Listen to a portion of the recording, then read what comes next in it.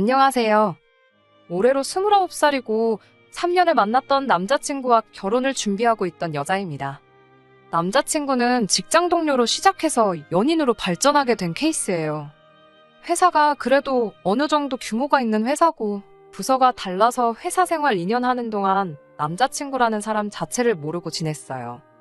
아무튼 사내 연애 시작하면서 눈치도 조금 보이긴 했는데 부서가 달라서 그런가 일적으로 서로 지장을 주는 부분이 없었고 회사에서도 오히려 공개적으로 사내 연애를 하는 커플은 처음이었는지 이왕이면 결혼까지 하라는 식으로 등을 떠밀어주는 분위기가 되어버렸어요.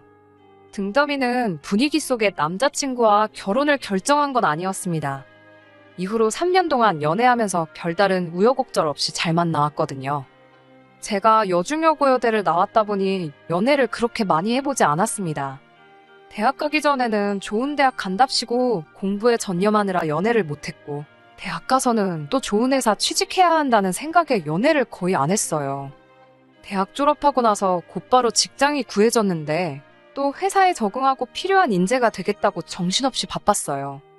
타부서에 있던 남자친구를 처음 알게 된 것도 일 중독이라고 소문이 날 만큼 회사 일에 매진하던 제 소문을 들은 남자친구가 그런 저에게 관심을 먼저 보이면서였고 혼자 야근하고 있던 저한테 피로회복음료 하나 건네주면서 인연이 시작되어 연애까지 발전하게 되었던 겁니다. 연애 많이 하면서 이 사람 저 사람 만나봤다면 이런 일도 일어나지 않았을까요? 그래도 그 당시에 남자친구가 다른 사람들과 비교했을 때 달리 보였던 건 다른 또래 남자들하고는 다르게 허세도 없고 술, 담배도 안 하는 바른 생활 청년이라는 점이었어요. 남자친구가 술을 아예 입에 대지도 않는 사람은 아니지만 먼저 나서서 술 약속을 잡는다거나 회식 때 끝까지 달리는 사람은 아니었고 딱 자기 주량만큼만 마시고 자기 관리를 철저하게 하면서 마시는 그런 사람이었습니다. 특히 남자친구를 좋게 봤던 건 또래 남자들이 부리는 허세 같은 걸 부리지 않는 사람이었다는 거예요. 모든 남자들이 그렇다는 건 아니지만 제 주변의 남자친구랑 비슷한 또래 남자를 찾자면 저희 오빠가 있거든요. 제 오빠랑 남자친구가 동갑이에요. 제 입으로 가족인 오빠 흉을 보는 게 제 얼굴에 침 뱉는 거나 마찬가지일 수는 있겠지만 솔직히 저희 오빠며 오빠 친구들이며 다들 허세가 가득가득 하거든요. 자기 월급은 생각도 안 하고 매일같이 술 마시러 다니고 다음날 아침까지 마시고 들어온 적도 부지기수였고요. 거기에 남들 눈은 얼마나 신경 쓰는지 외제차 아니면 자동차도 아니라고 하면서 지금도 한 달에 할부금으로만 월급 3분의 1을 내고 있고 좋은 차 타는 만큼 입고 차고 다니는 것도 명품이어야 한다면서 어디서 중고 가격이 1,000만 원이나 하는 손목시계를 사와서는 차고 다니고 그러거든요. 오빠 친구들도 끼리끼리 논다더니 더하면 더했지 모자란 사람들이 아니고요. 친구들한테 기죽기 싫다고 매번 저렇게 돈을 펑펑 쓰면서 다니는데 그런 오빠를 반면교사 삼아서 저렇게 되지는 말아야지 하고 더 열심히 공부했던 것 같네요. 아무튼 연애를 거의 안 해본 관계로 비교 대상이 거의 없다시피 해서 저희 오빠를 예로 들긴 했지만 자기 관리 철저하고 생활 태도도 바르고 허세도 없는 그런 남자친구의 인상이 참 좋아 보였고 그렇게 서로 얼굴을 트고 지낸 지 얼마 지나지 않아서부터 연애를 시작하게 되었습니다. 그렇게 3년이란 긴 시간 동안 연애를 하니 회사에서도 청첩장은 언제 돌릴 거냐 하면서 농담 반 진담 반으로 결혼 이야기가 동료 직원들 사이에서 먼저 나올 정도로 회사 내에서는 유명한 공인 커플이 되어 있었습니다. 제가 남자친구의 그런 면이 좋아 연애를 시작했던 것처럼 남자친구도 제가 명품 같은 것도 안 밝히고 자기 일에 최선을 다하는 그런 면이 신기하기도 하고 좋아서 제가 좋았다고 이야기를 했어요. 연애 시작하면서 결혼을 생각한 건 아니지만 주변에서도 이야기가 심심찮게 나오고 연애하는 기간이 길어지면서 저도 곧 30을 바라보는 나이가 되니 결혼 생각을 안 할 수가 없더라고요. 그리고 그건 남자친구도 마찬가지였던 것 같았어요. 남자친구는 이미 30이 넘어간 상황이다 보니 자연스럽게 결혼 생각을 하게 된 것 같고 그렇게 누가 먼저라고 할 거 없이 비슷한 시기에 서로 결혼에 대한 이야기를 나누게 되었습니다. 그렇게 무르르듯 자연스럽게 서로의 입에서 결혼 이야기가 나왔다 보니 프로포즈는 따로 받지는 못했습니다. 아무튼 그렇게 서로 결혼 생각을 하고 있다는 건 알게 되었는데 막상 본격적인 결혼 이야기로 넘어가자니 그것도 참 부담스럽더라고요. 결혼하기 전에 기본적으로 이야기해야 할 것들이 좀 있잖아요. 예를 들자면 여태까지 모아놓은 돈이 얼마나 되는지라던가 부모님 노후 준비는 어떻게 되어 있나, 신혼집 문제라던가 하는 현실적인 이야기들 말이에요. 그런데 막상 결혼 이야기가 오고 간 지 얼마나 됐다고 경제적인 상황에 대해서 물어보는 게 좀 속물 같아 보이기도 하더군요. 어떻게 하면 좋을까 생각하다가 그냥 제가 모아놓은 재산이 얼마나 되는지부터 부모님 노후 문제까지 제가 먼저 제 상황을 알려주고 앞으로 어떻게 하는 게 좋을런지 남자친구한테 말해주면, 적어도 남자친구가 제가 먼저 오픈한 것들에 대해서는 자기 상황을 말해주지 않겠나 싶어서 자리를 만들어 제 현재 상황에 대해서 먼저 공개를 하게 되었습니다. 당시 제가 입사 5년 차였긴 한데 딱히 취미도 없고, 특히나 회사 처음 들어오고 나서는 정말 일에만 열중하고 업무에 관련된 지식이나 필요한 것들 배운다고 주말에 학원 몇 개 다녔던 것들 제외하고는 돈 쓸 일도 거의 없었다 보니 모아놓은 돈이 상당했습니다. 학교도 집에서 통학을 했고 취직하고도 계속 부모님과 쭉 함께 살았다 보니 사는데 돈 들어갈 일도 없었어요. 대신에 회사 들어가고 첫 1년간 번 돈은 전부 부모님께 드렸습니다. 대학교 학비도 부모님이 다 해주셨고 나이 먹고도 부모님 집에 같이 살고 있었으니 못 드릴 돈도 아니라고 생각했습니다. 그 이후에는 한 달에 30만 원씩 부모님께 생활비 겸 용돈에서 매달 드리고 있었고요. 그런데도 불구하고 모아놓은 게 1억 5천 조금 못되게 모았으니 다른 사람들에 비해 엄청 잘 모은 편이지요. 그런데 남자친구가 모아놓은 돈이 저랑 비교했을 때 많이 적더라고요. 별다른 취미생활을 가지고 있던 것도 아니고 과소비 안 하는 알뜰한 성격이라고 생각했는데 제가 모은 돈의 반의 반조차도 안 되는 2천만 원이 남자친구 저금의 전부였습니다. 같은 회사다 보니 대충 연봉이 얼마인지는 제가 어느 정도 짐작하고 있거든요. 심지어 남자친구는 저보다 입사를 2년 먼저 했으니 그만큼 회사 생활도 더 오래 했다는 소리고, 연봉 또한 제가 받는 것보다 훨씬 많을 텐데 모아놓은 돈이 없어도 너무 없다는 생각이 들었어요. 물론 제가 돈을 모으게 된 환경이 다른 사람과 비교해서 더 수월하긴 했지만 남자친구도 자취하는 게 아니고 부모님하고 같이 살고 있는 데다가 출퇴근도 대중교통이면 충분하다고 해서 자동차도 없거든요. 대놓고 실망한 티는 내지 말아야겠다고 생각했는데 제 표정에서 당황한 기색이 역력했는지 남자친구가 모아놓은 돈이 별로 없어서 놀랐냐며 제 생각을 읽어버리더군요. 이왕 이렇게 된 거 솔직하게 말해야겠다 싶어서 남자친구한테 모아놓은 돈이 내가 생각한 것보다 너무 적어서 놀랐다고 말했습니다. 그랬더니 남자친구가 그렇게 나올 줄 알았다며 사실은 그게 아니랍니다. 자기도 미래를 미리미리 준비하는 성격인 거 모르냐면서 사실은 자기가 미래를 위해서 회사 들어오자마자부터 집을 한 채 해놓느라고 그런 거래요. 당장 통장에 돈이 부족하지만 집이 있는데 뭐 더 말할 게 있냐고 하더라고요. 속물같이 괜한 걸로 오해를 했나 싶어서 제가 다 민망하다고 남자친구한테 사과까지 했습니다. 남자친구는 대수롭지 않은 듯 그럴 수 있다고 자기는 충분히 이해한다며 괜찮다고 제 사과를 받아줬고요. 경제적인 상황에 대해 오픈하는 게 많이 부담스럽긴 했지만 어쨌든 결혼 준비를 하는데 있어 가장 먼저 알아야 할 단계다 보니 궁금했던 점도 해결되고 좋은 대답도 들어서 마음이 한결 후련했습니다. 왜 보통 실수한 게 있거나 하는 일들이 잠들기 전에 불현듯 다시 생각이 날 때가 있잖아요. 집에 돌아와서 씻고 와서 잘 준비를 하고 있었는데 남자친구한테 돈 모아놓은 게 적다고 표정 관리 못했던 게 갑자기 생각이 나더라고요.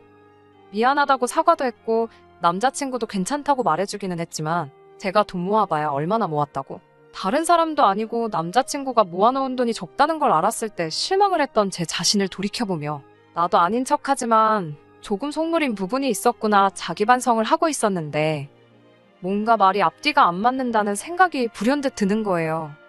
남자친구 말이 회사 들어가자마자 집을 했다고 하는데 미리 미래를 준비하는 건 좋지만 보통 입사 첫 해에 집을 사는 사람은 거의 없잖아요. 뭐 집이 엄청난 부자라서 취직 선물로 부모님이 집을 사준다거나 할 정도로 재력가집안도 아니었고요. 게다가 첫 해 연봉이면 아무리 회사가 대기업이라 할지라도 사원 연봉일 텐데 돈으로 서울에 어떻게 집을 사겠어요.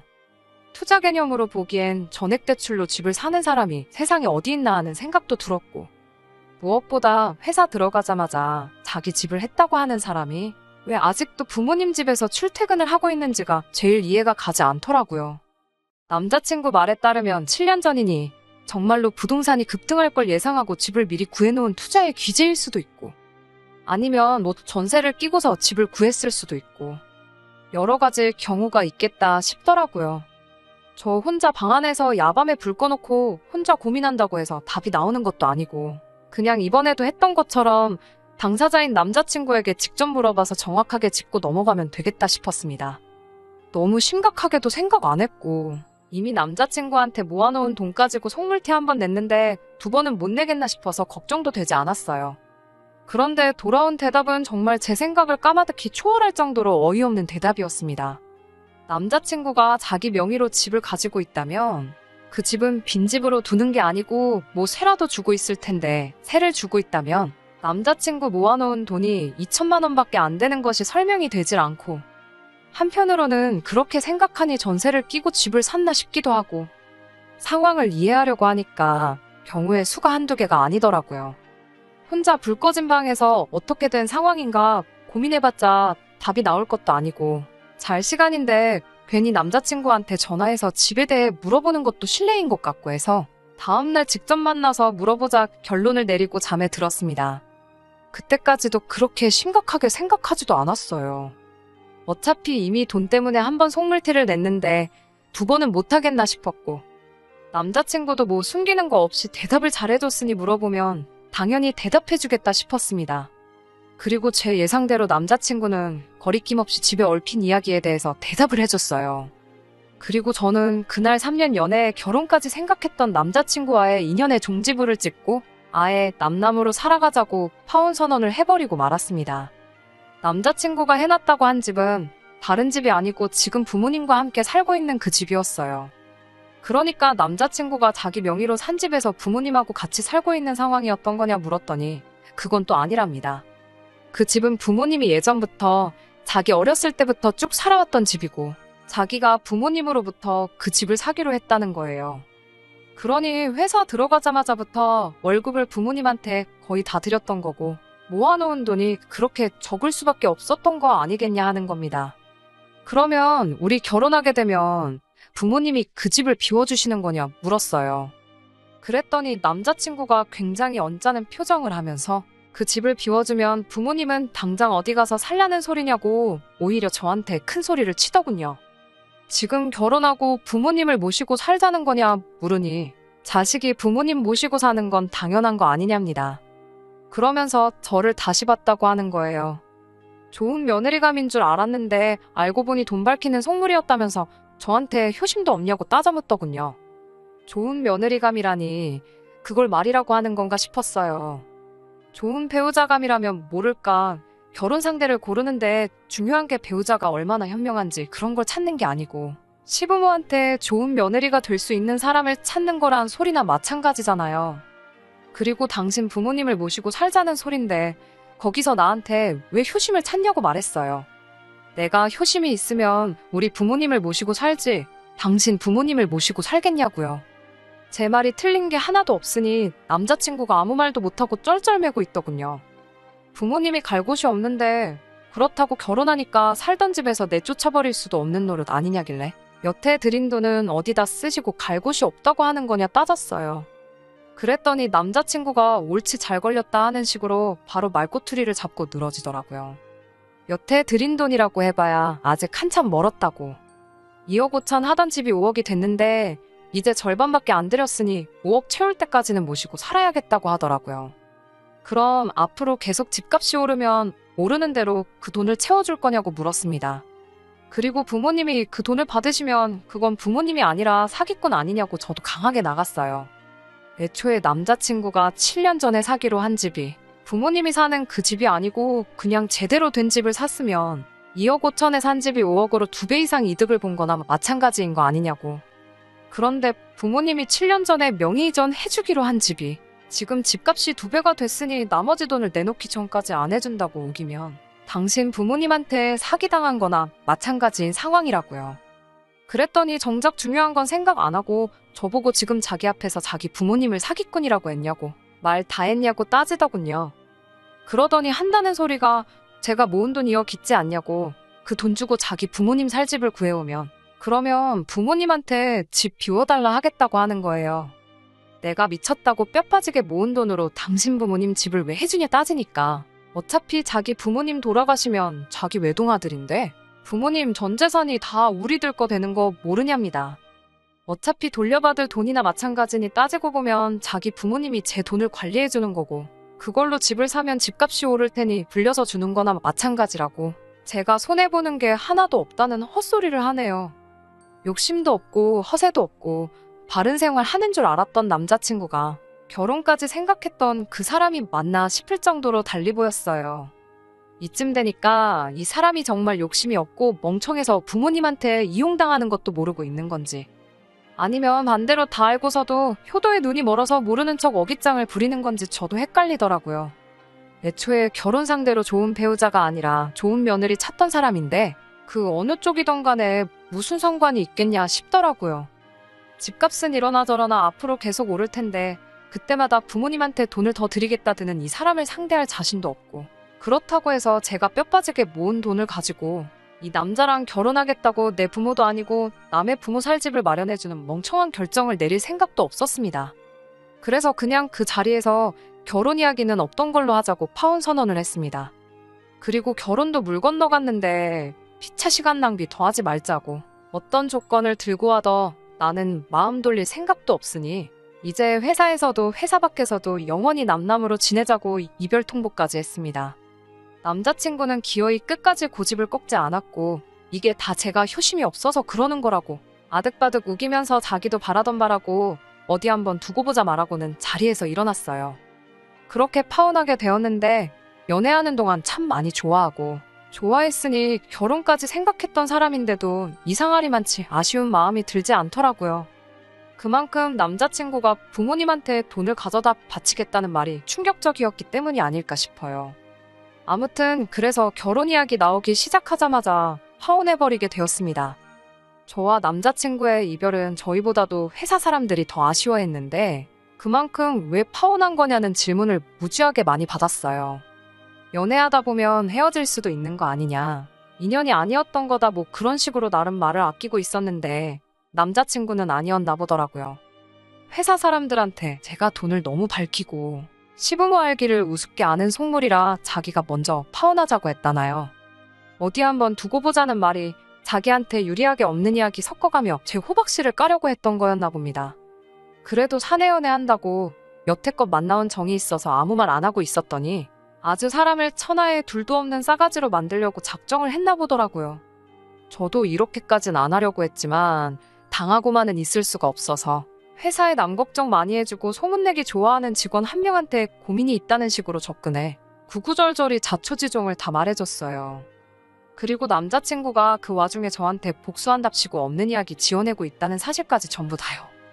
남자 직원들이 대부분 남자친구가 한 말을 믿고 있던 눈치였는데 저는 아무래도 있는 사실을 그대로 전했고 남자친구는 없는 이야기를 지어낸 거다 보니 나중에 가서는 남자친구 편을 들어주던 남자 직원들도 하나둘씩 제 편으로 돌아서더라고요. 그리고 얼마 전에 그 말전하기 좋아하는 직장 동료에게 들었는데 남자친구가 거짓말한 것까지 쩍 소문이 퍼져서 친하게 지내던 직원들마저 등을 돌린 상황이고 회사 내에서도 신뢰가 떨어져서 이직을 준비하고 있는데 그것마저 잘 안 되나 보더라고요. 사실 확 그만둬버렸으면 좋겠는데 회사 옮기는 게 아니면 부모님한테 돈을 드릴 수가 없으니 그러진 않을 것 같아요. 아무쪼록 좋은 배우자, 아니 좋은 며느리가 될 사람을 만나서 부모님한테 월급 퍼주면서 살면 좋겠네요. 하지만 이제는 깨달았을 수도 있겠네요. 그런 사람 아마 이 세상에 존재하지 않는다는 사실을 말입니다. 끝까지 들어주셔서 감사합니다. 오늘의 사연은 여기까지입니다. 구독과 좋아요, 알람 설정 부탁드리고 더 좋은 사연으로 다시 찾아뵙겠습니다. 감사합니다.